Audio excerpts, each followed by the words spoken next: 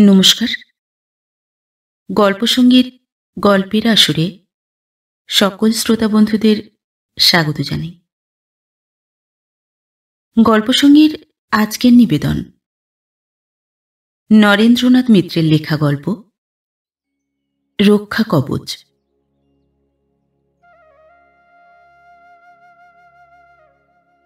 প্রথম আলাপের প্রায় ২.৫ বছর বাদে অরুণা সেন আমাকে তার বাড়িতে চা খেতে নিমন্ত্রণ করল। এই নিমন্ত্রণে আমি একটু বিস্মিতই হলাম, কারণ প্রথম কিছুদিন যেমন আমি আশা করতাম অরুণা আমাকে তার বাড়িতে যেতে বলবে, তেমনি সে আশা ছেড়ে দিতেও আমার বেশি দিন লাগেনি। আমি বুঝতে পেরেছিলাম অরুণা আমাকে তার বাড়িতে ডাকতে চায় না। তার পারিবারিক পরিবেশের মধ্যে আমাকে নিয়ে যাওয়ার কথা ভেবে সে নিশ্চয়ই স্বাচ্ছন্দ্য বোধ করে না। প্রথম প্রথম এতে আমি একটু ক্ষুণ্ণ হতাম, তারপর খুশি হওয়া শুরু করলাম। অরুণা আমাদের অফিসের আরও ২-৪ জন সহকর্মীকে বাড়িতে ডেকে আদর আপ্যায়ন করেছে। আমি সেই নিমন্ত্রিতদের দলে পড়িনি। আমি যখন ছুটি ছাটায় কলকাতার বাইরে গেছি, তখনই অরুণা আর ৫ জনকে আপ্যায়নের একটা উপলক্ষ খুঁজে নিয়েছে। প্রথম প্রথম আমি ভাবতাম আমার উপর এই ঔদাসীন্য অরুণার অবজ্ঞা আর অবহেলার লক্ষণ। অবশ্য তার কিছুদিন পরেই ভুল ভাঙতে আমার দেরি হয়নি। অরুণা আমাকে অবজ্ঞা করতে চায় না, আর ৫ জনের চোখের আড়ালে লুকিয়ে রাখতে চায়। তার এই লুকোচুরি শুধু বাইরের ৫ জনের সঙ্গে নয়, আমার সঙ্গেই নয়, তার নিজের সঙ্গেও। এসব কথা আমি একদিনে টের পাইনি, দিনে দিনে তিল তিল করে বুঝতে পেরেছি।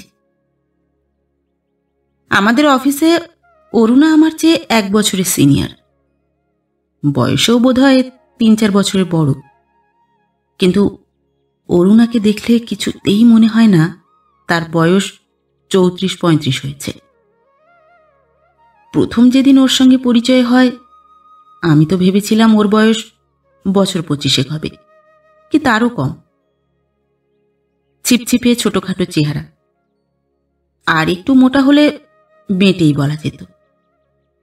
কিন্তু দৈর্ঘ্য প্রস্থের অনুপাতে সামঞ্জস্য আছে বলে তা মনে হয় না। আমি এসে দেখি অফিসে আরও ২০-২৫ জন মেয়েদের মধ্যে অরুণার স্থান যেমন বিশিষ্ট, তেমনি ওর অখ্যাতিরও অন্ত নেই। আর এই অখ্যাতির মূলে মেয়েরাই বেশি, কারণ অরুণা একটু বেশি সামাজিক।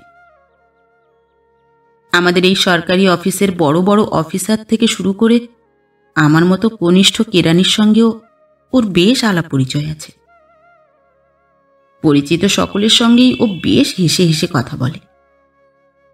শুধু দুটি সুন্দর পাতলা ঠোঁটেই হাসে না, সাদা সুগঠিত দাঁতগুলিই শুধু ওর হাসিতে উদ্ভাসিত হয় না, চোখের দুটি কালো তারাও সেই সঙ্গে হাসতে থাকে। এমন মেয়ের বদনাম হবে না তো কার হবে? অফিসে ঢুকে ২ দিন যেতে না যেতেই আমি টিফিন রুমে অরুণাদির সম্বন্ধে নানা কথা শুনতে পেলাম। কোন অফিসারের সঙ্গে অরুণার কতখানি দহরম মহরম, কার আনুকূল্যে ওর কতখানি পদোন্নতি আর বেতন বৃদ্ধি হয়েছে, কার উপর ওর পক্ষপাতের মাত্রা কতখানি, ঘন ঘন রূপান্তরিত আর পাত্রান্তরিত হওয়ার ওর কত অসাধারণ শক্তি, তাই নিয়ে আমাদের সহকর্মীদের মধ্যে আলোচনা চলত। মেয়েদের টিফিন রুম আলাদা, আমাদের ঘরে মেয়েরা ঢুকত না, কিন্তু মেয়েদের প্রসঙ্গ লেগেই থাকত। এমন দিন যেত না যেদিন অরুণার কথা না উঠত। তাই ওর সঙ্গে পরিচিত হওয়ার আগেই আমি ওর সম্বন্ধে অনেক কথাই জেনে ফেললাম। অন্য মেয়েদের তুলনায় অরুণা যে এমন বেপরোয়া, তার কারণ ও বিধবা। ওকে স্বামীর শাসনের ধার ধারতে হয় না। ভবিষ্যতে কারো গৃহিণী হবারও ওর আশা নেই। অরুণা বেপরোয়া হবে না তো হবে কি? কিন্তু ও পরোয়া না করলেও আমার ভদ্র সহকর্মীরা পরোয়া না করে পারেন না। প্রত্যেকেই স্ত্রী পুত্র নিয়ে বাস করেন। মনের মধ্যে আকর্ষণ বিকর্ষণ যে যতই বোধ করুক না কেন, ঘরের শান্তি সকলেই বজায় রাখতে চান। সকলেরই সুনামের উপর লোভ আর দুর্নামে ভয় আছে। প্রথম প্রথম আমিও তাঁদের দলেই ছিলাম। ভিতরে লোভ আর বাইরে ভয় নিয়ে দূরে সরেছিলাম অরুণার কাছ থেকে। এমনকি ঘটনাক্রমে আমি 2 দিন লিফটে অরুণার সঙ্গে উঠেছি নেমেছি। লিফট বয় ছাড়া সেই টেনে তোলা বাক্সের মধ্যে আর কেউ ছিল না। তবু অরুণার সঙ্গে আমি আলাপের কোনো সুযোগ করে নিইনি। অরুণাও নিভৃত আলাপের কোনো গরজ দেখায়নি। অবশ্য তার চোখে একটু যে চাপা ঔৎসুক্য না দেখেছি তা নয়, কিন্তু সেই সঙ্গে কেমন একটা ক্লান্তি আর বিষণ্ণতার ছাপও লক্ষ্য করেছি। মনে হয়েছে সমস্ত চটুলতা আর প্রগল্ভতার আড়ালে নিঃসঙ্গ বৈধব্যের দুর্বহ আর দুঃসহ গুরুভার মেয়েটি বহন করে নিয়ে চলেছে। ওর সাজসজ্জায় অসংযমের কোনো চিহ্ন নেই। আজকালকার মধ্যবিত্ত ঘরের শিক্ষিত বিধবারা যা পরে থাকে, ওর পরনে সেই সাদা খোলের শাড়ি। পাড়ের রং অবশ্য মাঝে মাঝে বদলায়, কোনোদিন কালো, কোনোদিন নীল সবুজ বা খয়েরি পাড়ের শাড়ি পরে আসে অরুণা। কিন্তু কোনোদিন ভিতরে সাদা রঙের পরিবর্তন হয় না। আমার কেন যেন তখন থেকেই মনে হতো যেটুকু রকম ফের হয়েছে সেটুকু ওই পাড়ে। ওর মনের জমিনে কেউ দাগ কাটতে পারেনি। অলঙ্কারেও কোনো প্রাচুর্য নেই। অবশ্য একেবারে নিরাভরণা হয়ে কোনোদিন আসেনি অরুণা।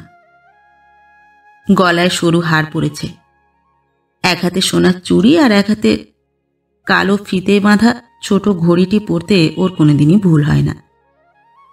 কিন্তু তার বেশি গয়না ও পরে না, এমনকি আঙুলে আংটি পর্যন্ত নয়। তবু আটপৌরে আবরণ আভরণের আড়াল থেকেও যা ফুটে বেরোয় তা ওর রূপ নয়। কারণ ওর চেয়ে অনেক রূপবতী মেয়ে আমি দেখেছি। তা ওর যৌবন নয়, কারণ যতই মেঝে ঘষে ধরে বেঁধে রাখুক, ওর যৌবন যে যাই যাই করছে তা একটু লক্ষ্য করলেই বোঝা যায়। আর কারো কথা জানি নে, আমাকে আকর্ষণ করেছে ওর ছাই চাপা যৌবন নয়, ওর সংগ্রাম বিধ্বস্ত জীবন। সে সংগ্রাম শুধু যে খাওয়া পড়া নিয়ে নয় তা বুঝতে আমার বেশি দিন লাগেনি। আলাপের সূত্রপাত আমাদের লিটারারি ক্লাবের দৌলতে। আমাদের অফিসে যে রিক্রিয়েশনের ব্যবস্থা আছে তার মধ্যে ছোট একটি লাইব্রেরিও রয়েছে। আমাদের ডিপার্টমেন্টের বিনয়বাবু এক্সিকিউটিভের মধ্যে আমার নামটি জুড়ে দিলেন। আমার অপরাধ, আধুনিক বাংলা সাহিত্য সম্বন্ধে সহকর্মীদের সঙ্গে কিছু আলোচনা এবং আমাদের লাইব্রেরির বইয়ের তালিকার সমালোচনা করেছি। আমি শুধু মনোনীতই নয়, নির্বাচিতও হলাম। সবচেয়ে বিস্মিত হলাম এর মধ্যে অরুণা সেনের নাম দেখে। সহকর্মীদের মধ্যে আর কোনো মেয়ে এগিয়ে আসেনি, কিন্তু অরুণা সেন অসংকোচে আমাদের পাশে এসে বসল। লাইব্রেরিয়ানের পদও আমাকে দেওয়া হলো। আমি বললাম, এ তো বড় বিপদ। আমার শক্তি সামর্থ্য এত বেশি নয় যে অফিসের খাটুনি খেটে তা উপচে পড়বে। কিন্তু দায়িত্ব যখন দেওয়াই হলো, আমি এমন কাজ করলাম না যাতে লোকে অযোগ্য বলতে পারে। আমি বইগুলি নতুনভাবে সাজালাম, খাতাপত্র নতুন করে তৈরি করলাম, জীর্ণ বইগুলিকে দপ্তরিদের হাতে তুলে দিলাম। অরুণা সেন বিনা আমন্ত্রণে আমাকে সাহায্য করতে লাগলো। অফিসের কাজের পরেও লাইব্রেরি রুমে সন্ধ্যা পর্যন্ত থাকতে লাগলো আমার সঙ্গে। বিনয়বাবু চোখ টিপে বললেন, এবার তোমার দফা রফা, মায়াবিনীর নজরে পড়েছ। আমি হেসে বললাম, নজর দেওয়ার মতো আমার আছে কি? প্রৌঢ় বিনয়বাবু বললেন, রূপ আর বয়স, আর কি চাই? তোমার যা আছে, আমার তা থাকলে এতদিনে বিশ্বজয় করতাম। বয়সের কথাই নয়, রূপের কথাই আমি লজ্জা পেলাম। প্রথম তারুণ্য আমিও পার হয়েছি, পেরিয়ে এসেছি 30-এর তরুণ। যৌবনের প্রথম চাঞ্চল্য আর নেই। কোনোদিন যে ছিল তাও প্রায় ভুলতে বসেছি। আর রূপ নিয়ে ঠাট্টা তামাশা কিছু কিছু ঠাকুরমা দিদিমাদের মুখে শুনেছি, তারপর বৌদি আর জ্যাঠতুতো খুড়তুতো বোনদের মুখে। সুখ্যাতি শুনলে কে না খুশি হয়, তা রূপেরই হোক আর গুণেরই হোক। কিন্তু ফর্সা রং, লম্বাটে চেহারা আর টানা টানা নাক চোখ বাংলাদেশে এমন কিছু দুর্লভ বস্তু নয় জানি আমি গর্ব করতে পারি। নিজের চেহারার কথা আমি ইদানিং একরকম ভুলেই গিয়েছিলাম, কিন্তু অরুণার সঙ্গে আলাপ হওয়ার পর আবার তা নতুন করে মনে পড়ল। প্রথম প্রথম ওর তাকাবার ভঙ্গিতে মাঝে মাঝে ওর দুটি চোখের পলকহীনতা লক্ষ্য করে আমি অপ্রস্তুত হতাম, এমনকি অস্বস্তি বোধ করতাম।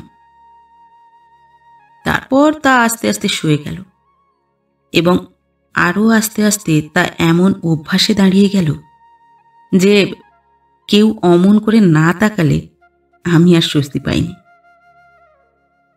যে কোনো কারণেই হোক, আমার প্রকৃতির চাইতে আমার আকৃতিই অরুণা আগে পছন্দ করল।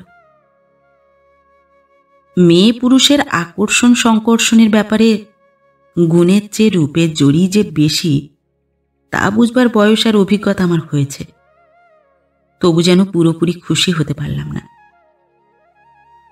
মনের মধ্যে সেই যে একটা মজ্জাগত ধারণা রয়েছে যে মেয়েদের বেলায় রূপটা প্রধান, গুণটা গৌণ, কিন্তু পুরুষদের বেলায় ঠিক তার উল্টো। মনে মনে আফসোস হলো, সুযোগ সুবিধে থাকা সত্ত্বেও কেন সর্বোচ্চ ডিগ্রিটি পেড়ে নিলাম না? কেন এখানে 2-1 ধাপ ওপরের সিঁড়ির চাকুরে হলাম না? অন্তত চেষ্টা চরিত্র করে 2-4টে গল্প কবিতা লিখে লেখক শ্রেণীর অন্তর্ভুক্ত হতে কি বাধা ছিল? তাহলে অরুণা শুধু আমার রূপ দেখে মুগ্ধ হয়েছে এমন অগৌরবের হাত থেকে মুক্তি পেতাম। আমি প্রাণপণে কলম পিষে আমার সেকশনের মধ্যে যশস্বী হওয়ার চেষ্টা করলাম। সহকর্মীরা বলতে লাগলো, ব্যাপার কি, কাজকর্মে হঠাৎ তোমার এত মনোযোগ এলো কোত্থেকে? এত উৎসাহের উৎস কোথায়? তুমি কি এক লাফে আমাদের সবাইকে ডিঙিয়ে অফিসার হতে চাও নাকি? বিনয়বাবু বললেন, অফিসার যদি হতে চাও অরুণা সেনের আঁচল ধরো, ওর সুপারিশে প্রাইম মিনিস্টার পর্যন্ত হওয়া যায়। উৎপল বলল, সে আর আপনাকে শিখিয়ে দিতে হবে না বিনয়দা, কার কি ধরতে হয় সুজিত তা ভালো করেই জানে। আমি ওদের ঠাট্টা তামাশা সত্ত্বেও লাইব্রেরির হাল শক্ত করে ধরলাম। নতুন নতুন বই কিনলাম, সেক্রেটারিকে বলে ঘটা করে বার্ষিক অধিবেশন করলাম। গণ্যমান্য যশস্বী সাহিত্যিককে বরণ করে আনলাম প্রধান অতিথির পদে। কিন্তু অতিথির প্রাধান্য একদিনের, গৃহীর প্রাধান্য প্রতিদিনের। লিটারারি ক্লাবে আমার আধিপত্য দিন দিন বাড়তে লাগলো। সেদিন অরুণা সেন বললেন, আপনি যে এত খাটাচ্ছেন কিসের জন্য বলুন তো? বললাম, কিসের জন্য আবার? খাটতে ভালো লাগছে বলেই খাটছি। কর্নওয়ালিস স্ট্রিটের একটি নামকরা বইয়ের দোকানে আমরা বই কিনতে গিয়েছিলাম, সেখান থেকে এক চায়ের দোকানে। আমার জবাব শুনে অরুণা সেন চায়ের কাপ থেকে মুখ তুলে একটু হেসে বললেন, আপনি বড় বেরসিক। আর কেউ হলে বলতো, তোমার জন্যই খাটছি অরুণা।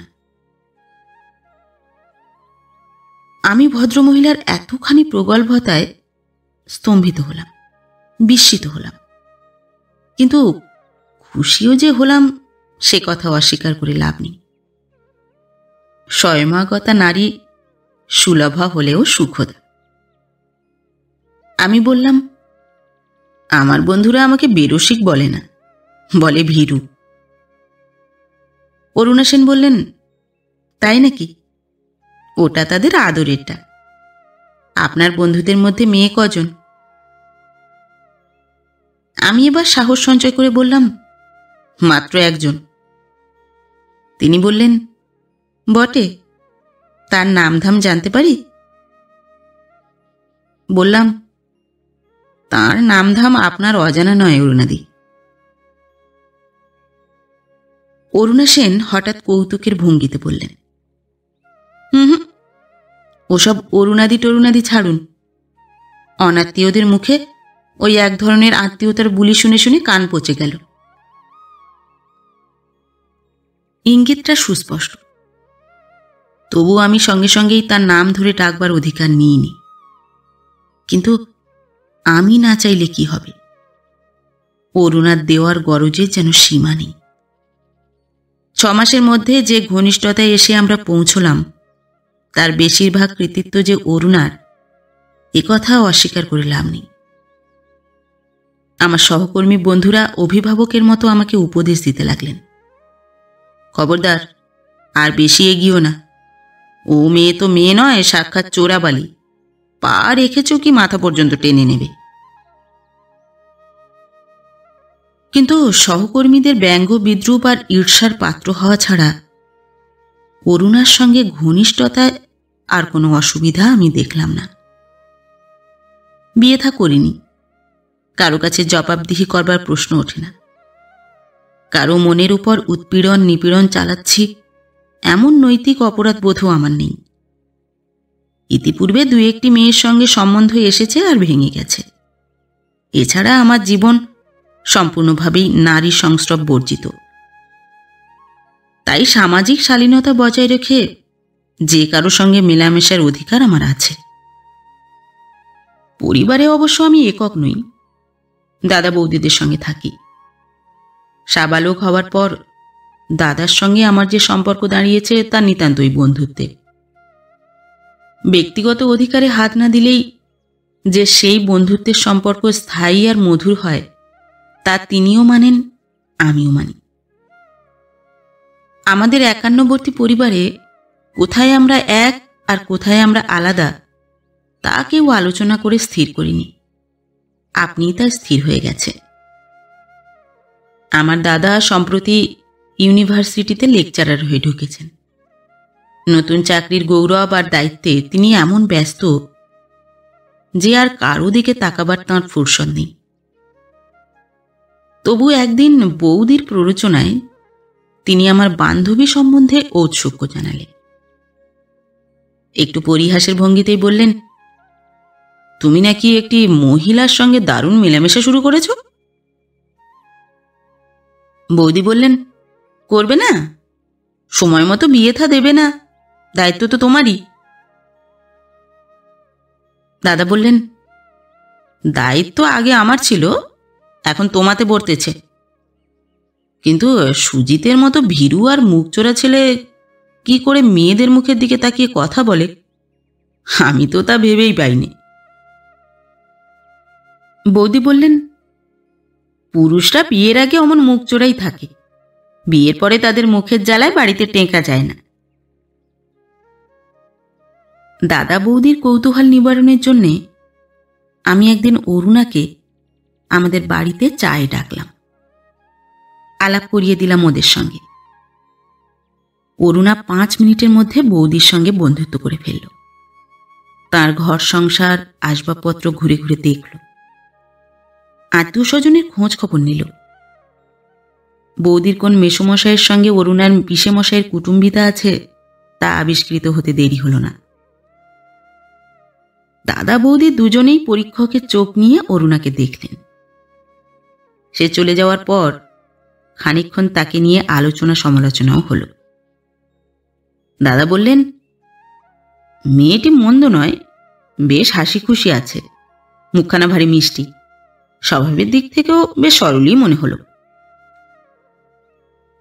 বৌদি বললেন, ইউনিভার্সিটিতে পড়াও বলে তোমার বিদ্যে কি এতই বেড়ে গেছে?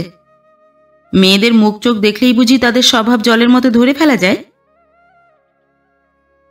দাদা একটু হেসে বললেন, সে কথা যদি বলো, 5 বছর একসঙ্গে ঘর করলেও তা বোঝা যায় না। আমি বললাম, এ সম্বন্ধে বৌদির সঙ্গে আমার মতের মিল আছে। পুরুষের মুখ চোখ তাদের মনের আয়না, মেয়েদের চোখ মুখ তাদের মনের ঢাকনি। বৌদি হেসে আমার দিকে চোখ তুলে তাকালেন। ও মা, আমি আবার ও কথা কখন বললাম? নিজের নতুন অভিজ্ঞতা আমার উপর চাপিয়ে দিচ্ছ সুজিত। কিন্তু তোমার চেয়ে অরুণার অভিজ্ঞতা অনেক বেশি, বয়সেও ঢের বড়। আচ্ছা বলো দেখি, ওর বয়স কত? আমি বললাম, জানি নে। দাদা বললেন, কত আর হবে, এই 26-27 বড় জোর। বৌদি হেসে বললেন, তোমার চোখেও তাহলে ধুলো দিয়েছে? 36-37-এর কম নয়। ছেলের বয়সই 17-18, কলেজে পড়ে। দাদা বললেন, ও তাহলে আর তাহলে আর আমার সম্বন্ধে কোনো চিন্তার কারণ নেই। অরুণার বয়স আর ছেলের কথায় আমি বিরক্ত হলাম। কিসের একটা খোঁচাও মনের মধ্যে বিঁধল। অরুণা কেন ওসব কথা আমার বৌদির কাছে বলতে গেল? নিজের পারিবারিক কথা আমার কাছে তো বলে না। বুড়ো মা আর ছেলেকে নিয়ে অরুণার ছোট সংসার, এটুকুই তো জানি। তার বেশি আমিও জানবার জন্য উৎসুক হইনি, অরুণাও নিচে থেকে কিছু জানায়নি। সে তো অনেকের কাছেই অনেক কথা লুকোয়। আমার দাদা বৌদির কাছ থেকে ও কথা দুটি লুকিয়ে রাখলে কি ক্ষতি ছিল? সেই মুহূর্তে মনে হলো সমস্ত রোম্যান্স যেন নষ্ট হয়ে গেছে। আর কোনোদিন এই বর্ষীয়সী পুত্রবতী নারীর দিকে চোখ তুলে তাকাবার আমার প্রবৃত্তি হবে না। কিন্তু পরদিন ছুটির পর অরুণা নিজেই যখন খিদিরপুরে গঙ্গার ধারে যাওয়ার প্রস্তাব করল, তার আগে নিউ মার্কেট থেকে ফুল কিনতে চাইল, আমি তার কোনো প্রার্থনা অপূর্ণ রাখতে পারলাম না। ওর চালচলন কথাবার্তায় কিশোরীর চাপল্য, ওর ভাবভঙ্গিতে এমন লুব্ধতা, এমন মুগ্ধতা, যেন জীবনে এই ওর প্রথম পুরুষ সান্নিধ্য ঘটেছে। সেদিন গঙ্গার ধারে বসে আমরা ঘণ্টার পর ঘণ্টা গল্প করে কাটিয়ে দিলাম। তার সঙ্গে সাহিত্য, দর্শন, রাজনীতির অনেক কথাই উঠল, কিন্তু পারিবারিক প্রসঙ্গ অরুণাও তুলল না, আমিও উল্লেখ করতে পারলাম না। সন্ধ্যা ঘোর হয়ে যাওয়ার পর অরুণা উঠে দাঁড়ালো, বলল, এবার ফেরা যাক। এক কাজ করো, গোলাপের তোড়াটা আমার নাম করে জলে ভাসিয়ে দিয়ে এসো। কেন? ভাসিয়ে দেব কেন? অরুণা পরম নৈরাশ্যের সুরে বলল, কি হবে এগুলি বাড়ি বয়ে নিয়ে? ফুলের তোড়াও মাঝে মাঝে ভারী বোঝার মতো মনে হয়। আমি হঠাৎ অরুণার এই অভিমানের কারণ খুঁজে পেলাম না। তারপর চট করে কথাটা মনে পড়ল। তোড়া থেকে একটা ফুল নিয়ে ওর খোঁপায় পরিয়ে দিলাম। অরুণা এবার খুশি হয়ে বলল, হত করে চেয়েছে তবে পেলাম। এত করে যদি চাইতে হয়, পাওয়ার কি আর কোনো মজা থাকে? আমি হ্যাংলা না তুমি কৃপণ, কোনটা সত্যি বলো তো? আমি বললাম, কোনোটাই সত্যি নয়। মাঝে মাঝে অরুণার লুব্ধতা আমার বিস্ময়, এমনকি অস্বস্তির সৃষ্টি করত। বয়সের তুলনায় ওর বাসনার উগ্রতা যেন বেশি। সে সম্বন্ধে অরুণা নিজেও সচেতন। প্রাণপণে নিজের সেই কামনা বেগকে ও যত ঢেকে রাখতে চায়, ততই যেন তার উদ্দামতা বাড়ে। নিজের ইচ্ছার বিরুদ্ধে দুটি চোখ ওকে ধরিয়ে দেয়, মুখের ভাষা ওর বিশ্বাস রাখে না। মাঝে মাঝে মনে হয় ওর ভিতরে যেন যুগ যুগান্তরের অতৃপ্ত পিপাসা আর বুভুক্ষু বাসা বেঁধে রয়েছে। মুহূর্তে মুহূর্তে তারা সেই বাসা ভেঙে বেরিয়ে আসতে চায়। লজ্জিত, বিব্রত আর বিরক্ত অরুণা শক্ত হাতে তাদের পায়ে বেড়ি পড়ায়। আমার ঔদাসীন্যে ওর অভিমান বাড়ে। ভীরুতা, শুচিবায়ুতা বলে আমার অতি কষ্টের সংযমকে ব্যঙ্গ বিদ্রূপ করতেও ছাড়ে না। কিন্তু আমি যখন এগিয়ে যাই, অরুণা পিছুতে থাকে, কখনো বা এক পা করে, কখনো বা ঊর্ধ্বশ্বাসে। চৌরঙ্গীর এক রেস্টুরেন্টে একদিন চা খেতে খেতে আমি ওকে বললাম, অরুণা, আমি বুঝতে পারছি না এ তোমার রঙ্গ না ব্যঙ্গ। অরুণা চোখ তুলে বলল, কিরকম? আমি বললাম, দেহ নিয়ে তোমার সতীপনার আমি কোনো অর্থ খুঁজে পাইনি। অরুণা বলল, তুমি আজ একটু মোটা জিভে কথা বলছো, বোধহয় জিভ ছোলা ব্যবহার করনি। আমি বললাম, জিভ ছোলা আমি কোনোদিনই ব্যবহার করিনি। আমি যদি অমার্জিত হয়ে থাকি, সে তোমার দোষে। আমার মনে হয় তুমি যাদের ভালোবাসো তাদের পুড়িয়ে মারতে ভালোবাসো। অরুণা হেসে বলল, আগুনটা কিসের, তুষের না কোক কয়লার? তারপর একটু গম্ভীর হয়ে বলল, যে আগুনে আমি 18 বছর ধরে পুড়লেও মরিনি, তাতে 18 মাসেই তুমি খাক হয়ে গেলে। এই তোমার পৌরুষ, এই তোমার বীরত্ব। এরপর দুদিন অরুণার সঙ্গে আমি দেখা করলাম না। তৃতীয় দিনে খোঁজ নিয়ে জানলাম অরুণা সপ্তাহখানেকের ছুটি নিয়েছে। ফিরে এসে পাকড়াও করলাম, কোথায় গিয়েছিলে বলো তো? অরুণা হেসে বলল, বাপরে, এরই মধ্যে পুরোপুরি দখলের সত্ত্ব নিয়ে বসেছ। তিলেকে হারাই ভাব, গোয়েন্দা টোয়েন্দা লাগাওনি তো? বিরক্ত হয়ে বললাম, গোয়েন্দা লাগাবার কি হলো? অরুণা বলল, যদি ভেবে থাকো আর কাউকে নিয়ে উধাও হয়েছে, বলা তো যায় না। আমি রাগ করে কথা বন্ধ করবার পর অরুণা মুখ খুলল, বলল, খড়গপুরে ছেলেকে দেখতে গিয়েছিলাম। ছেলে ইঞ্জিনিয়ারিং পড়ে, সে কথা আমাকে একবার জানিয়েছিল। বললাম, কেন, কি হয়েছে তোমার ছেলের? অরুণা বলল, পরপর দুখানা চিঠিতে লিখল শরীরটা ভালো লাগছে না। আমি লিখলাম ছুটি নিয়ে চলে আয়। ও জবাব দিল, এ তো তোমার অফিস নয় যে প্রিভিলেজ লিভ ও ক্যাজুয়াল লিভ নেব। গেলেই পড়াশুনোর ক্ষতি, রেজাল্ট খারাপ হলে তুমি বকবে। যেন আমার বকুনির ভয়েই ও পড়াশুনো করছে। জানো ওর। হঠাৎ আমার মুখের দিকে চেয়ে অরুণা থেমে গেল। লেকের ধারে ঘাসের উপর পাশাপাশি বসে আমরা দুজন কথা বলছিলাম। বললাম, থামলে কেন? অরুণা বলল, ও মা, থামলাম আবার কই, সবই তো বলে ফেললাম। বললাম, না, সব বলনি। তোমার ছেলের কথা আমার আরও শুনতে ইচ্ছে করে অরুণা। তুমি তার কথা আমার কাছে কেন লুকিয়ে রাখো বলো তো?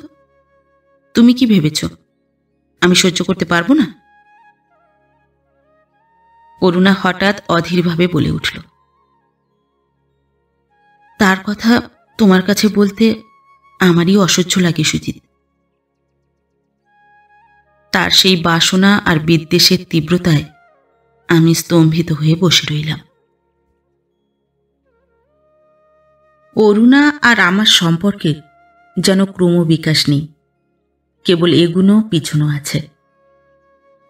জীবনের যে সময়টুকু জুড়ে অরুণার সঙ্গে আমার ঘনিষ্ঠতা, সেই সময়ের মধ্যে আমি কি আরও কিছু করিনি? আগের মতোই অফিসের কাজ করেছি, দাদার সঙ্গে অবৈষয়িক বিষয় নিয়ে তর্ক করেছি, আলোচনা করেছি, সাংসারিক খুঁটিনাটি ব্যাপারে বৌদিকে পরামর্শ দিয়েছি, তার ভাই ফরমাস কেটেছি। 3 জনে মিলে একসঙ্গে সিনেমা দেখেছি। হাতের আঙুলে গোনা যে কজন বন্ধু-বান্ধব আমার আছে, তাদের সঙ্গে সম্পর্কের যে কোনো উল্লেখযোগ্য পরিবর্তন হয়েছে তা নয়, শুধু আমার জগতের সঙ্গে একটি নারীর সংযোজন ঘটেছে। তার কথা লিখতে গিয়ে আমার আর কোনো কথা মনে পড়ে না, আর সব কথা অবান্তর মনে হয়। তার আর আমার সম্পর্কের মধ্যে যে জটিলতা, গভীরতা আর তীব্রতার স্বাদ আমি অনুভব করি, এই মুহূর্তে আর কারো সম্বন্ধে তা আমার নেই। তার সঙ্গে যখন আমি থাকি, তার কথা যখন আমি ভাবি, তখন আমি যেন এক দীপময় জগতের বাসিন্দা। সেই জগতে আমি আর অরুণা ছাড়া আর কেউ নেই, আর কারো থাকবার দরকারও নেই। এই কি প্রেম? মহৎ প্রেমের একটি বিশেষ লক্ষণের কথা শুনেছি, একে আর একজনের কল্যাণ করে, একে আর একজনের জন্য আত্মত্যাগ করে, এমনকি আত্মবিসর্জন পর্যন্ত নাকি করে থাকে। অরুণা সম্বন্ধে আমার অনুভূতি সেদিক দিয়ে যায় না। নিজের পছন্দ মতো একখানা ভালো বই পড়ে যে প্রসন্নতা, ঘনিষ্ঠ প্রিয় বন্ধুর সান্নিধ্যে যে উত্তাপ পাই, অরুণার বাস্তব সাহচর্য, এমনকি তার সম্বন্ধে চিন্তা আর কল্পনা আমাকে সেই আনন্দের স্বাদ দেয়। এখানে উপকারের প্রশ্ন অবান্তর, কল্যাণ চিন্তার কোনো কথা এখানে ওঠে না। শুধু আমরা আছি, আমরা কাছাকাছি আছি, শুধু এই বোধ, এই অনুভূতির স্বাদই যথেষ্ট। আমার এই আনন্দের অনুভূতি অখণ্ড, স্বয়ংসম্পূর্ণ। আমার ধারণা অরুণার মনোভাবও তাই। তার আনন্দ পাওয়া ধরনও ওই একই রকম। আমাকে দেখলে তার সমস্ত সত্তা যেন আলোয় উজ্জ্বল হয়ে ওঠে। জীবনের যত অন্ধকার গহ্বর, ব্যর্থতা, নৈরাশ্য, সব আলোয় আর আনন্দে পূর্ণ হয়ে যায়। ওর চোখে মুখে, ওর দেহের কানায় কানায় সেই পরিপূর্ণতাকে আমি প্রত্যক্ষ করি। মহাশূন্যে আমরা যেন 2 আলোকোজ্জ্বল গ্রহ। আমাদের আবর্তনের কক্ষপথ এক এবং অভিন্ন। আমাদের কাছে পরস্পরের অস্তিত্বই যথেষ্ট। আমাদের সৌহৃদ্য মঙ্গলামঙ্গল নিরপেক্ষ, ভবিষ্যৎ পরিণতি নিরপেক্ষ, শুধু আনন্দ কণিকায় গড়া। 1 মাসের ছুটি নিয়ে অরুণা তার ছেলের সঙ্গে পুরীতে গেল। আমি বললাম, আমিও আসি সঙ্গে। অরুণা বলল, খবরদার খবরদার, অমন কাজও করো না। আমি বললাম, কেন? অরুণা হেসে বলল, তাহলে সমুদ্রে আগুন লাগবে। কি যেন একটা শক্ত নাম আছে তার, বারবাগ্নি, তাই না? আমি বললাম, শব্দটা তাই বটে, কিন্তু অর্থটা কি? তোমার সঙ্গে গেলে জলে আগুন লাগবে সেই তোমার ভয়, কিন্তু সঙ্গে না গেলে আগুন যে জল হয়ে যাবে সে কথা ভেবে দেখেছ? অরুণা ভ্রু কুঁচকে কৌতুকের ভঙ্গিতে বলল, বলো কি? মাত্র এইটুকু তোমার আগুনের দহন শক্তি? 1 মাসের অদর্শনে জল হয়, 1.5 মাসে বরফ। তাই যদি হয় তাহলে আর ফিরে আসবো না, সমুদ্রের মধ্যেই ডুবে মরব। সেতু বাঁধলাম চিঠি দিয়ে, চিঠির পর চিঠি। ওর সঙ্গে আমি কথাই পারিনি, তাই বলে কি চিঠিতেও হারব? আমি 3খানা লিখলে ও 1খানার জবাব দেয়, কিন্তু আমার মনের সব কথা তো চিঠির পাতায় ধরে না, ডায়েরির পাতায় উপচে পড়ে। দাদা এক একদিন জিজ্ঞাসা করেন, রাত জেগে করিস কি, নোভেল লিখিস নাকি? বৌদি বলেন, নোভেল নয় গো, মেঘদূত কাব্য, চাপা কান্নার ছন্দে।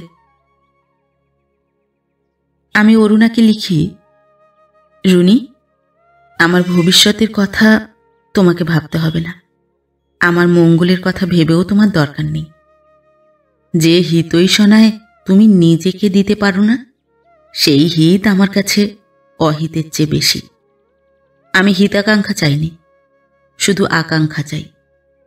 সেই আকাঙ্ক্ষার আগুনে পুড়ে পুড়ে তুমিও সোনা হও, আমাকেও সোনা করে তোলো।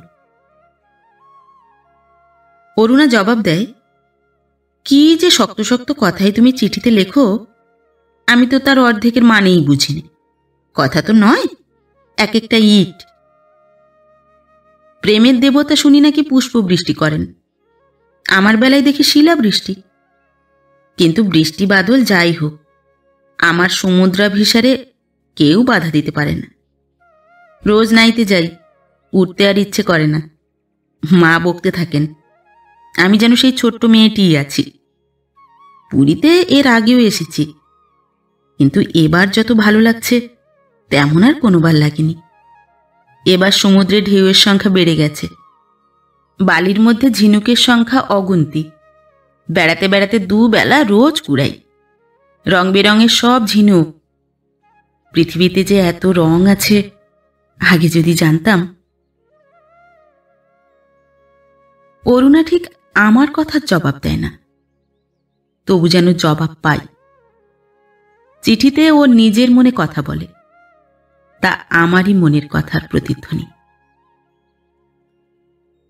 কলকাতায় ফিরে এলো অরুণা। আমি তার আগেই মনস্থির করেছি, আগুন নেবেনি, তার দ্বিগুণ বেগে জ্বলে উঠেছে। আমি বুঝে নিয়েছি, ওকে ছাড়া আমার চলবে না। কি আর হবে, দাদা বৌদি একটু অসন্তুষ্ট হতে পারেন, কিন্তু বেশি হইচই করবেন না। বড়জোর আমাকে ভিন্ন ফ্ল্যাটে উঠে যেতে হতে পারে। বন্ধু বান্ধবদের একটু বাঁকা হাসি সহ্য করতে হবে হয়তো, কিন্তু তার কদিন। আর অরুণার ছেলের সমস্যা, সে যথেষ্ট বড় হয়েছে, দুদিন বাদেই সে পুরো যুবক হবে। পড়াশুনো কাজকর্ম নিয়ে স্বাধীনভাবে থাকবে। আমাদের সঙ্গে থাকতে যদি সংকোচ বোধ করে, কলকাতা অনেক প্রশস্ত জায়গা, অন্য পাড়ায় অন্য বাড়িতে ওর আস্তানা ঠিক করে দেব। ওকে আমি আগে মিত্রবৎ দেখব, তারপরে পুত্রবৎ। হিসেবের আর কি আছে? অরুণা আমার চেয়ে কিছু বড়, ওর যৌবন আমার চেয়ে কিছু আগে বিদায় নেবে। তা নেই, ততদিনে আমি বুঝতে পারবো দাম্পত্য জীবনে যৌবনই সব নয়। যৌবন জীবনের ক্ষুদ্র এক অংশ মাত্র। সে বাল্যে নেই, কৈশোরে নেই, বার্ধক্যে নেই, কিন্তু একেবারেই কি থাকে না? থাকে, লুকিয়ে থাকে। দেহকে একবার ছুঁয়ে সে মনের মধ্যে লুকায়। মন তার চিরদিনের উপবন। স্মৃতির মধ্যে তাকে দেখে কল্পনার মধ্যে তার স্পর্শ পাই। সন্তানের মুখ নিয়ে সে ফের সম্মুখে এসে দাঁড়ায়। রেস্টুরেন্টের পর্দা ঢাকা ঘরে আমি অরুণার হাতখানা তুলে নিলাম নিজের হাতের মুঠোয়। বললাম, এ হাত আর ছাড়ব না। এতদিন ধরে আমরা অনেক কথা বলেছি, কিন্তু সেদিন আর কোনো কথা বললাম না। আমি চুপ করে চেয়ে রইলাম, অরুণাও চুপ করে রইল। আমার হাতের মধ্যে অরুণার হাতখানা ঘামতে লাগলো, কাঁপতে লাগলো।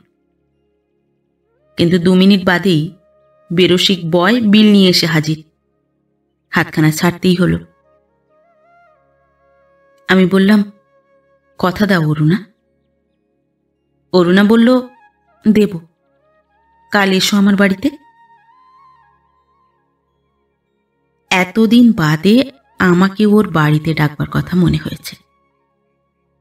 বললাম, কিন্তু বাড়িতে কি এসব কথা বলবার সুবিধে হবে? সেখানে আরো সবাই আছে। অরুণা বলল, না, আপাতত কেউ নেই। জয়ন্ত ফিরে গেছে খড়গপুরে, মা কালীঘাটে গেছেন তার মামাতো ভাইয়ের কাছে। আমি একাই আছি, তুমি এসো। সারা রাত আমার ঘুম হলো না, কিন্তু তাতে ক্ষতি নেই। যে সুখ স্বপ্ন ঘুমিয়ে দেখতাম তা জেগেই দেখতে লাগলাম। এতদিনে অরুণাকে আমি সম্পূর্ণ করে পাব। অরুণা আবার নতুন করে বুঝতে পারবে এই পূর্ণতার স্বাদ দেহ বাদ দিয়ে নয়, দেহের ভিতর দিয়েই পেতে হয়। পরদিন অরুণা অফিসে এলো না। আমি জানতাম ও আসতে পারবে না। ঘরে বসে সারা জীবনের ভাবনা ভাববে। ওর সমস্ত অতীত আর ভবিষ্যৎ একটিমাত্র দিনে এসে মিলিত হবে। ছুটির পরে আমি খুঁজে খুঁজে গেলাম ওর বেগ বাগানের বাড়িতে।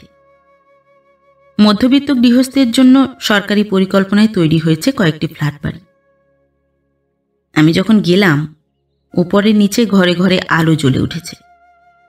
অচেনা জায়গা, অচেনা মুখ। নগরের মধ্যে এ কোন অচিন উপনগর।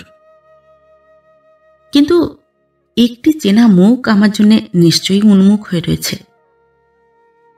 সিঁড়ি বেয়ে তেতলায় উঠলাম, কিন্তু পায়ের নিচের ধাপগুলি টের পেলাম না। ঘরের নম্বর মিলিয়ে দোরের কড়া নাড়লাম। দোর খুলে অরুণা মুখ বাড়িয়ে বলল, এসো। ওর মুখে আনন্দও নেই, বিষাদও নেই, শান্ত, স্থির, স্নিগ্ধ। প্রথম ঘরখানা বসবার, ছোট এক টেবিল, সাদা ঢাকনিতে ঢাকা, খানতিনেক বেতের চেয়ার, দেয়ালে ঠেস দেওয়া একটি র্যাকে সারিবদ্ধ বই সযত্নে গুছানো, দেওয়ালে রবীন্দ্রনাথের একখানি ফটো, আর একদিকের ক্যালেন্ডারে শিমুল পলাশে বসন্তের ছবি। দক্ষিণের হাওয়ায় তার মৃদু আন্দোলন লক্ষ্য করলাম, অনুভব করলাম। আমি ভেবেছিলাম বেশে ভূষণে কিছু নতুনত্ব থাকবে, কিন্তু তা না পেয়েও নিরাশ হলাম না। অরুণার শান্ত স্ত্রী আমার কাছে নতুনই লাগলো। জীবনের এই বিশেষ সন্ধিক্ষণে ওর সমস্ত চাপল্য আর প্রগল্ভতা অন্তর্হিত হয়েছে। অরুণা বলল, বসো, চা নিয়ে আসি। বললাম, চা খেতে যখন বলেছ তা তো আনবেই। তোমার ব্যস্ত হবার দরকার নেই। আজ তো অফিসে গেলে না, সারাদিন কি ঘরেই ছিলে? অরুণা আস্তে আস্তে বলল, না, একবার মাত্র বেরিয়েছিলাম। পোস্ট অফিসে গিয়েছিলাম জয়ন্তকে টেলিগ্রাম করতে। আমি বিস্মিত হয়ে বললাম, টেলিগ্রাম করতে? কেন? এই তো সেদিন সে এখান থেকে গেল। অরুণা বলল, তার আসা দরকার। সে না এলে আমাদের কেউ বাঁচাতে পারবে না। এই অপ্রত্যাশিত আকস্মিক আঘাতে আমি কিছুক্ষণ স্তম্ভিত হয়ে রইলাম। একটু বাদে বললাম, তুমি এসব কি বলছো অরুণা? তুমি যাকে বাঁচা বলছো তাই তো মৃত্যু। এতদিন ধরে তুমি সেই মৃত্যুর সঙ্গে বাস করেছ, মৃতের সঙ্গে প্রেতের সঙ্গে নিজেকে আষ্টে পৃষ্ঠে বেঁধে রেখেছ। সেই বাঁধন ছিঁড়ে বেরিয়ে এলে তবেই জীবনের স্বাদ তুমি পাবে। অরুণা একটু চুপ করে থেকে বলল, না, শুধু মৃত্যু নয়, সেই সঙ্গে একটু প্রাণবিন্দুও আমি পেয়েছিলাম। সে আমার ছেলে। ও যখন 6 মাসের কোলে আমার স্বামী মারা যান। তারপর থেকে কি কষ্টে যে ওকে মানুষ করেছি তা তুমি না বললেও বুঝবে। আমার স্বামী মার্চেন্ট অফিসে সামান্য চাকরি করতেন। তার মৃত্যুর পর আমি তার ভাইদের অন্নভুক্ত হলাম। যতদিন শ্বশুর শাশুড়ি ছিলেন ভালোই কাটল, কিন্তু তাঁরা মারা যাওয়ার পর সেখানে আমার দিন দুর্বহ হয়ে উঠল। দেওর যদি সহানুভূতি দেখায়, যা খড়গহস্ত হয়ে ওঠে। নিজের বিদ্যা বুদ্ধি একটু বাড়িয়ে নেওয়ার জন্যে কি স্বাধীনভাবে কিছু রোজগারের জন্যে বাইরের আর কারোর সঙ্গে যদি একটু মেলামেশা করি, দেওর চোখ রাঙায়। হঠাৎ একটু থেমে অরুণা আমার মুখের দিকে চেয়ে একটু হেসে বলল, এসব পুরনো কথা তোমার বোধহয় শুনতে আজ আর ভালো লাগছে না। পুরনো কথা অরুণার কাছে এর আগে আমি অনেকবার শুনতে চেয়েছি, কিন্তু তখন সে একটিবারও মুখ খোলেনি। এমন ভাব দেখিয়েছে যেন ওর অতীত বলে কিছু নেই, ভবিষ্যৎ বলে কিছু নেই। ওর অস্তিত্বের ব্যাপ্তি শুধু যেন বর্তমানের সময়টুকুর মধ্যে। কিন্তু আজ একটিমাত্র কথায়, একটিমাত্র মুহূর্তে আমার আগ্রহ যখন বানবিদ্ধের মতো গেঁথে রয়েছে, তখন ওর বিস্তৃতির আর সীমা নেই। ফের কথা শুরু করার আগে অরুণা পাশের ঘর থেকে চা আর খাবার তৈরি করে নিয়ে এলো। আমি বললাম, ওসব থাক অরুণা। অরুণা বলল, কতদিন কত রেস্টুরেন্টে তুমি খাইয়েছ, আজ নিজের হাতে এক কাপ চা করে খাওয়াবার সুযোগও কি তুমি আমাকে দেবে না? আমার দিকে চেয়ারটা আরো একটু এগিয়ে নিয়ে অরুণা ফের বলতে লাগলো, যা দেওরের সঙ্গে বনিবনাও হলো না, গেলাম দাদা বৌদির কাছে। দুদিন বাদে সেখানেও একই সমস্যা দেখা দিল। বৌদির অনেকগুলি ছেলে মেয়ে, আমি হলাম বোঝার উপর শাকের আঁটি। খুঁটিনাটি নিয়ে ঝগড়া বিবাদ লেগেই রইল। ততদিনে আমি বাড়িতে পড়ে পড়ে ম্যাট্রিক পাশ করেছি। ভাবলাম আর কারো গলগ্রহ হব না, নিজের পায়ে দাঁড়াবো। স্কুলের মাস্টারি আর গোটা দুয়েক টিউশনি সম্বল করে ভাড়া করলাম আলাদা বাসা। বৌদির সঙ্গে মার বনেনি, তিনি আমার সঙ্গে এলেন। আমারও তাকে দরকার, ছেলেকে রাখবার জন্যে। আমি চাকরি করি, মা জয়ন্তকে আগলান। ঘরে দৌড় বন্ধ করে আমি পরীক্ষার পড়া পড়ি, মা ওকে ভুলিয়ে রাখেন। কিন্তু সবসময় ধরে রাখতে পারেন না। ও প্রায়ই ছুটে এসে ও ছোট ছোট হাতে দরজা ভেঙে ফেলতে চাইত। তবুও যদি দরজা না খুলি, ও রাগ করে অভিশাপ দিতে থাকে, আমাকে ভেতরে যেতে দে মা, নইলে তুই ফেল করবি, ফেল করবি। এমনি করেই বিয়ে পাশ করলাম। স্কুলের মাইনে অল্প বলে কিছু বেশি টাকার লোভে ঢুকলাম অফিসে। আমাদের এ অফিস নয়, এর আগে আরো 3টে অফিস আমার ঘোরা হয়ে গেছে। অনাহারে মরবার ভয় যখন গেল, আমাকে চেপে ধরল আমার অবজ্ঞাত যৌবন। এতদিন তার দিকে আমি খেয়াল করিনি, লক্ষ্য করিনি। তবু বিদায় নেওয়ার আগে আমাকে সে জ্বালাতে শুরু করল। সে যে কি বিড়ম্বনা, তুমি তার অল্প অল্প এতদিনে বুঝে থাকবে। বন্ধুরা আসতে লাগলো। তোমার মতো বিয়ের প্রতিশ্রুতিও কারো কারো কাছ থেকে পেলাম। তার সবগুলি অবশ্য খাঁটি নয়, কিন্তু 2-1 জনের কথার উপর নির্ভর করলে ভুল করতাম না। তখনও ভুল করবার মতো আর সেই ভুল শোধরাবার মতো বয়স আমার ছিল। পারলাম না ছেলের জন্যে। ছেলে যে কি তা তুমি একদিন হয়তো বুঝবে, কিন্তু বিধবা মায়ের কাছে ছেলে যে কি তা তুমি কোনোদিনই বুঝতে পারবে কিনা সন্দেহ। আমি দেওরের শাসনের বিরুদ্ধে মাথা তুলে দাঁড়িয়েছি, দাদার শাসনকে পরোয়া করিনি, কিন্তু ছেলের শাসন আজ পর্যন্ত সহ্য করতেও পারলাম না, অমান্য করতেও পারলাম না। অরুণা একটুকাল চুপ করে রইল। আমি বললাম, ও কি তোমাকে গালাগাল দেয়, নিন্দামন্দ করে? অরুণা মাথা নেড়ে বলল, ঠিক তার উল্টো। ওর শাসনের ধরন যদি অত সরাসরি হতো, দেওর আর দাদার সঙ্গে আমি যেমন সম্পর্ক ত্যাগ করেছি, ওর সঙ্গেও তেমনি কোনো সম্পর্ক রাখতাম না।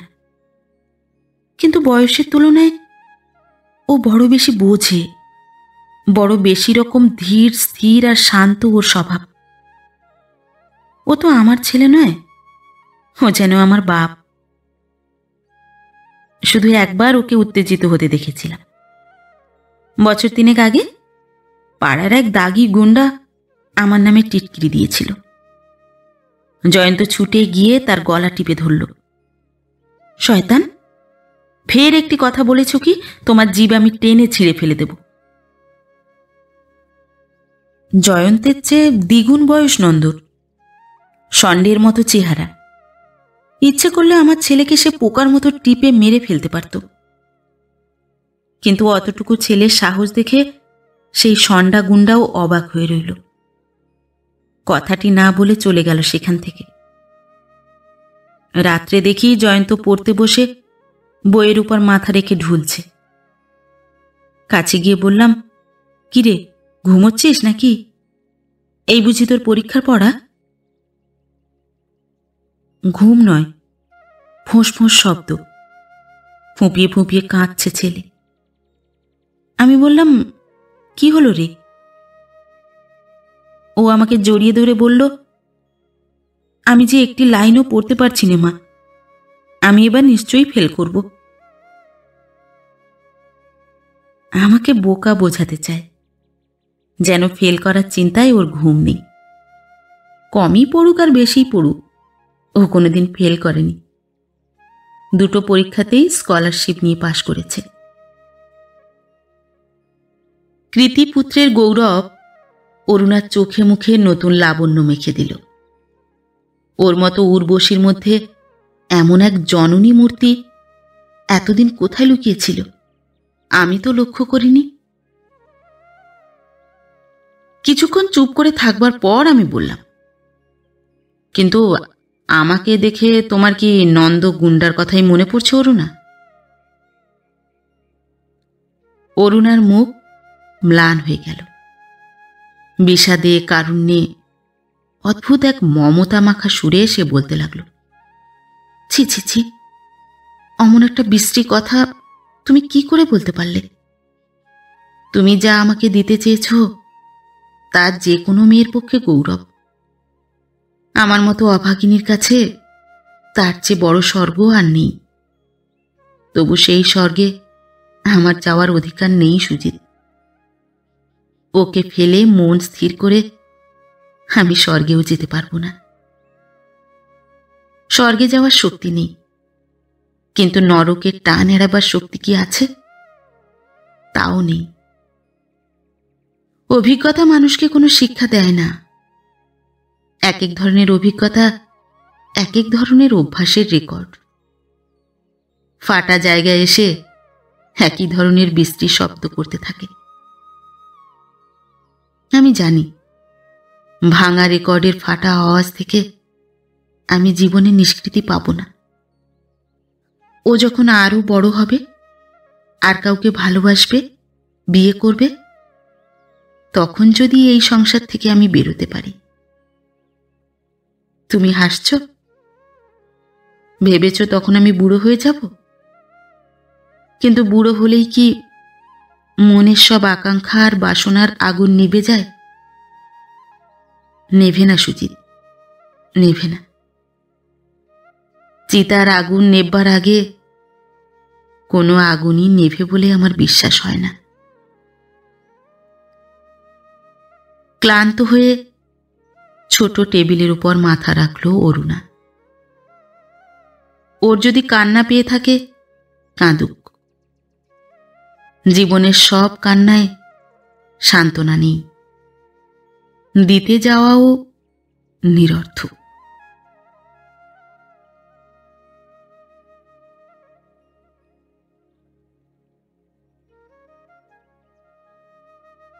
নমস্কার। পরবর্তী গল্প নিয়ে খুব শিগগির ফিরে আসছি। ততক্ষণ সবাই ভালো থাকবেন, সুস্থ থাকবেন। গল্প পাঠ কেমন লাগলো অবশ্যই কমেন্ট করে জানাবেন, এবং ভিন্ন ভিন্ন স্বাদের অডিও স্টোরি শোনার জন্য অবশ্যই চ্যানেলটি সাবস্ক্রাইব করবেন। ধন্যবাদ।